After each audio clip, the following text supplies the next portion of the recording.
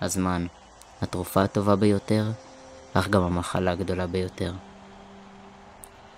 הסרט מציג 3 חברים מגיל צעיר, בתהליך ההתבגרות, אבהות או במשבר טראומטי בחיים שלהם. 3 הכירו במגרש הסקייטבורד בעיר קשה באמריקה. קייר, הצעיר מביניהם, בן 18, מתמודד עם עיבוד אב, מציאת עבודה תחת השאלה של מה לעשות עם עצמו. זק, המבוגר מביניהם, במשבר כאשר נפרד מבת זוגתו לאחר שבנם נולד עד למצב של גירושין. בינג, הבמאי והצלם, מתמודד עם טראומה מאלימות מאביו החורג. הסרט הוא דיוקן אדם של 3 החברים, כאשר למרות שבינג הבמאי, אנו לומדים עליו רק מאנשים אחרים, מאחיו למחצה, מאמו או מחבריו. לכן הוא זבוב על הקיר. הסרט אותנטי, כאשר חלק מהקטעים לקוחים מהארכיון של בינג, והרוב בלי תכנון מראש.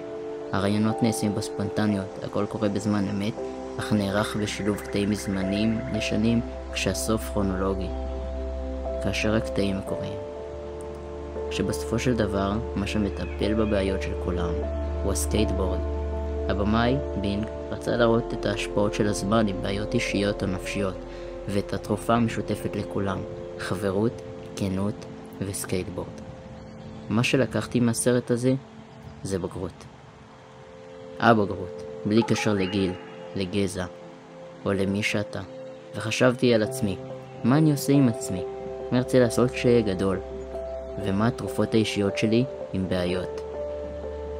הוא גרם לסרט להתחבר אישית לכל אדם, בלי קשר לתחביב שלו או למי הוא. הבמאי מראה קשיים חברתיים, אבל בלי להראות עצב, בלי ביקורת. הוא מראה שמחה, חברות ויוצר חיבור רגשי עם הדמויות. כשהוא אישית לא מופיע בראיון, אנו יודעים עליו הכל, או על קייר וזק. כאילו אנחנו חלק מהחבורה שלהם. וכשאנחנו מסיימים את הסרט, אנו מבינים שהדרך הכי טובה להתמודד עם התבגרות, עם זמן, היא לחיות. לעשות מה שמשמח אותנו, כמו בסרט, סקייטבורד. כי בסופו של דבר, הכל ייפתר.